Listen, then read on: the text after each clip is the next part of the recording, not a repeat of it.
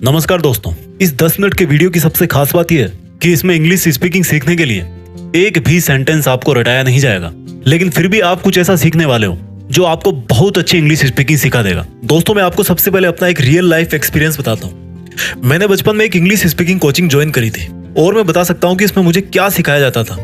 उसमें सिर्फ रटना सिखाया जाता था। हम लोगों को डेली 10 सेंटेंस रटना पड़ता था और उन 10 सेंटेंस को रट करके हम एक रूम में बैठ करके उनको फिर बोल बोल करके प्रैक्टिस करते थे। लेकिन मुझे काफी लंबे टाइम के बाद में समझ में आया कि जिस बंदे से, जिस कोचिंग से मैं इंग्लिश स्पीकिंग सीख रहा हूँ, उसको सिर्फ पैसे लेने से मतलब है। वो पैसे लेता है, अपना कोर्स खत्म करवाता है और उसके बाद आप पे है कि आप उसको कैसे प्रैक्टिस में लेते हो, क्योंकि ये उसका बिजनेस था। हालांकि बहुत सारी अच्छी कोचिंग्स भी होती है। मैंने काफी लंबे टाइम के बाद में ये समझा कि एक ऐसा तरीका है जिससे कोई भी बंदा घर पर बैठकर एकदम फ्री में बिना कोई 1 रुपया दिए इंग्लिश स्पीकिंग सीख सकता है, वो भी एकदम हाई लेवल की। दोस्तों, आपको लाइफ में कितनी बार ऐसा फील होता है कि यार मेरे पास नॉलेज अच्छा है, मेरी पढ़ाई में मार्क्स भी अच्छे आते हैं, मैं ठीक ठाक दिखता भी हूँ, लेकिन इस इंग्लिश की वजह से मैं आगे नहीं बढ़ पाता, या इंटरव्यू में पास नहीं हो पाता, या लोगों को इंप्रेस नहीं कर पाता। देखो, आपको जॉब चाहिए, आपको इंग्लिश में कन्वर्सेशन सीखना है, या आप लोगों को अपनी इंग्लिश स्पीकिंग से इंप्रेस करना चाहते हो, आपका इंग्लिश स्पीकिंग सीखने का जो भी रीजन है, उस रीजन की खातिर मैं आप लोगों से विनती करता हूं कि आप इस वीडियो की एक भी लाइन मिस मत करना, क्योंकि मैंने बहुत सोच समझ के इस वीडियो में एक एक लाइन बोली है और इसको बनाने में काफी ज्यादा टाइम भी लगाया, ताकि मैं आपको दुनिया भर की बातों की बजाय कोई ऐसा रामबाण तरीका बता दूं जिससे आप इंग्लिश स्पीकिंग के बादशाह बन जाओ। और गुड न्यूज है कि यस, इस वीडियो में इंग्लिश स्पीकिंग सीखने का रूट पॉइंट बताया गया है, यानी अंग्रेजी सीखने की जड़ है वो। उसको जाने बिना आप कभी भी अच्छी अंग्रेजी बोलना नहीं सीख सकते। तो देखो, जब आप पैदा हुए थे तब आप कोई सी भी लैंग्वेज नहीं जानते थे और तब आपका दिमाग भी आज के जितना काम नहीं करता था। लेकिन जैसे ही आप 3-4 साल के हुए, आपने अपने परिवार की तरह बोलना सीख लिया कि आपको क्या खाना है, कौन सा खिलौना चाहिए, क्या प्रॉब्लम है। और सबसे बड़ी ताजुब की बात तो यह है कि हम में से किसी ने भी पैदा होते ही ना तो कोई स्पीकिंग कोर्स किया था और ना ही कोई स्पीकिंग के लिए कोचिंग ज्वाइन करी थी, लेकिन फिर भी हम उस उम्र में अपने परिवार की लैंग्वेज बोलना सीख गए। अब आज की बात करते हैं। इसमें कोई डाउट नहीं है कि आज आप बचपन से ज्यादा इंटेलिजेंट हो। आज आपके पास इंग्लिश स्पीकिंग कोर्सेज की कोई कमी नहीं है। आप बचपन से हर क्लास में इंग्लिश पढ़ते आए हो। और सबसे मेन बात कि आज आप दिन में कितनी ही बार इंग्लिश में ही अपना मोबाइल चलाते हो। तो अब सोच समझ के ये बताओ मुझे कि बचपन में ऐसा क्या था आपके पास जो आज नहीं है, और जिसकी वजह से आज आपके पास कैपेबिलिटीज और फैसिलिटीज ज्यादा होते हुए भी 10-12 साल से क्लास में इंग्लिश पढ़ते हुए भी जहां पर इंग्लिश बोलने की बात आती है वहीं पर घबरा जाते हो। और जब किसी दूसरे बंदे को इंग्लिश बोलते हुए देखते हो तो मन ही मन सोचते हो कि यार क्या मस्त अंग्रेजी बोल लेता है वो तो, और वहीं से फिर आप खुद को छोटा समझना चालू कर देते हो और ऐसा ही होता है, आपका कॉन्फिडेंस डाउन हो जाता है। तो अब सीधा मेन बात करते हैं कि यार ऐसा क्या करें कि इंग्लिश बोल के तबाही मचा दें। तो इंग्लिश सीखने के लिए मैं आपको सबसे पहले उस टाइम में लेकर के जाऊंगा जब आपका जन्म हुआ था, क्योंकि आज हमें वहीं से सीखना है। मेरी बातों को ध्यान से समझना। जब आप छोटे थे तो आपके चारों तरफ जितने भी लोग थे वो सब के सब एक लैंग्वेज में बात करते थे। चाहे आप हिंदी परिवार में पैदा हुए, चाहे आप बंगाली परिवार में पैदा हुए, या फिर आप किसी तमिल, तेलुगु, किसी भी लैंग्वेज के परिवार में आप पैदा हुए, यानी कि आपके चारों तरफ हमेशा वो लोग थे जो उस लैंग्वेज को बोलते थे। और आपकी मजबूरी कह लो या कुछ भी कह लो, आपको भी वही सुनना पड़ता था जो आपके घर वाले बोलते थे। अब यहाँ से 2 बातें निकल के आई है। फर्स्ट इज लिसनिंग, यानी कि सुनो। एक बच्चा बचपन में पहले बातों को ध्यान से सुनता है, कई बार सुनता है, और वो कितनी बार सुनता है तब जाके वो उसको ठीक से एक बार बोलता है। आपने आज तक इंग्लिश ठीक से पढ़ी है लेकिन ठीक से सुनी नहीं है। आपने जब भी इंग्लिश में कोई मूवी देखी या न्यूज देखी तो हमेशा ये सोचकर उसको अवॉइड करने की कोशिश करी कि यार इसमें मजा नहीं आ रहा, हिंदी में देखता हूं। और वहीं से आपने इंग्लिश को इतना टफ मान लिया कि वो आपके सबकॉन्शियस माइंड में बैठ गया कि इंग्लिश सीखना टफ है। एक बार किसी बड़े म्यूजिशियन ने कहा था कि अगर आप म्यूजिक सीखना चाहते हो ना तो म्यूजिक को ठीक से सुनना सीखो, और जब आप सुनोगे तो 50% म्यूजिक आप ऐसे ही सीख जाओगे। सेम चीज आज हम यहाँ पर इंग्लिश स्पीकिंग में अप्लाई करने वाले हैं। इंग्लिश लिसनिंग, यानी कि ध्यान से अंग्रेजी को सुनना सीखो। ये बहुत आसान है और बहुत ही इफेक्टिव है, क्योंकि इंग्लिश स्पीकिंग हम लिसनिंग और स्पीकिंग से ही सीख सकते हैं। राइटिंग और रीडिंग तो हम कितने ही सालों से करते आ रहे हैं, उससे नहीं सीखने वाले। सबको पता है कि गो का मतलब जाना होता है, इसकी सेकंड फॉर्म वेंट होती है और थर्ड फॉर्म गॉन होती है, लेकिन मेरे भाई उनको यूज कहाँ करना है, कैसे करना है, ये आप सुनकर और बोलकर ही जान पाओगे। अब बात आती है कि चलो समझ गए, सुनना है, लेकिन क्या सुने। देखो, अगर आपको इंग्लिश मूवी देख रहे हो तो उसको इंग्लिश में ही देखो, उसकी दूसरी लैंग्वेज में डबिंग मत देखो।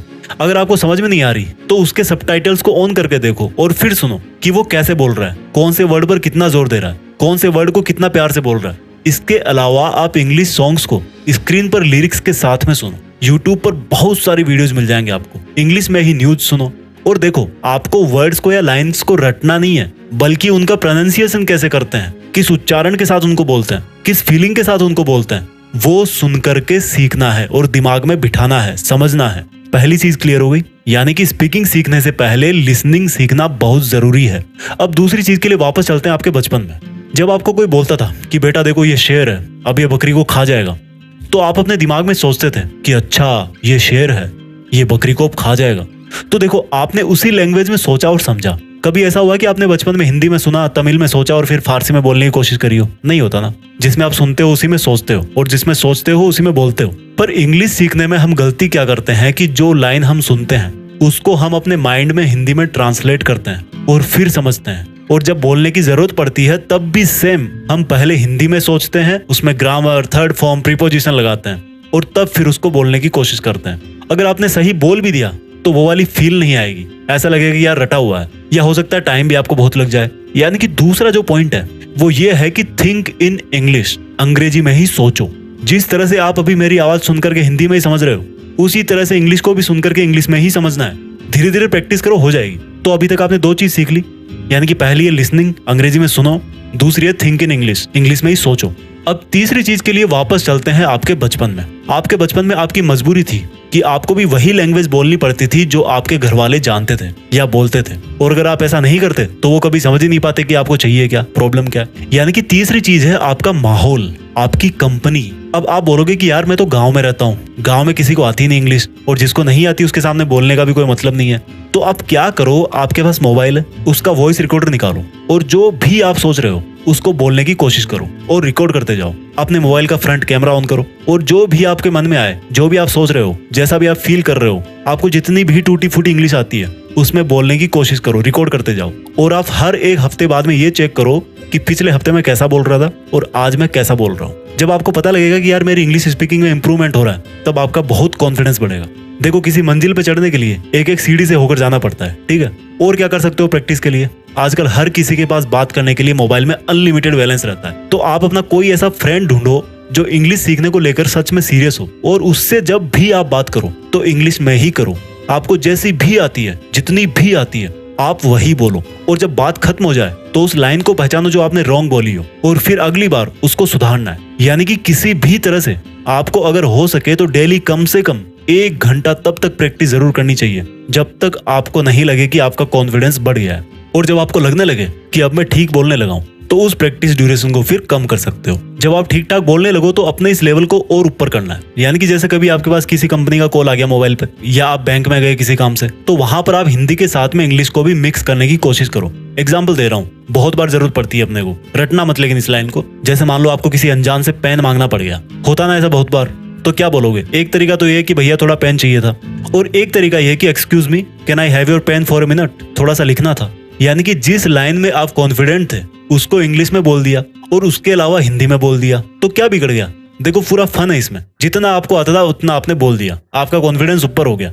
घबराना नहीं है ज्यादा। इस तरह से आप कहीं भी इंग्लिश स्पीकिंग का माहौल बना सकते हो। अब दोस्तों, बात करते हैं इस वीडियो के सबसे जरूरी पार्ट की, जो मुझे लगता है कि बताना बहुत जरूरी है, कि क्या अंग्रेजी सीखना वास्तव में जरूरी है। देखो दोस्तों, कोई भी लैंग्वेज का पर्पस सिर्फ और सिर्फ दूसरों की थॉट्स को समझने और खुद की थॉट्स को दूसरों को समझाने के लिए होता है। आजकल बहुत सारे जॉब्स में आपने देखा होगा कि उसमें इंग्लिश स्पीकिंग कंपलसरी होती है, क्योंकि उन जॉब्स में उन लोगों से बात करनी पड़ती है जो इंग्लिश बोलना प्रीफर करते हैं या सिर्फ इंग्लिश ही जानते हैं। या मान लो आपको टूरिस्ट गाइड बनना है और कोई विदेश से आ रहा है, इंग्लिश ही आती है उसको, तो भाई आपको इंग्लिश आनी ही चाहिए।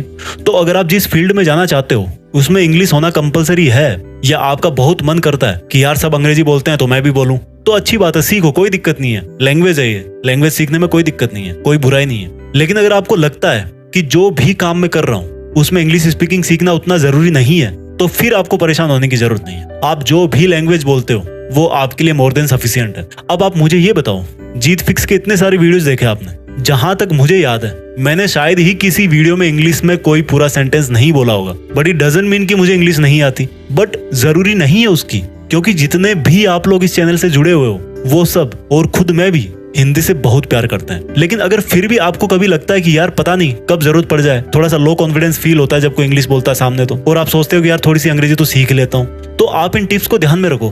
First is listening, second is think in English, and last but not least third one is the माहौल। भाई माहौल बनाओ, सीख जाओगे, लेकिन हिंदी से प्यार करना छोड़ना मत। जय हिंद, वंदे मातरम।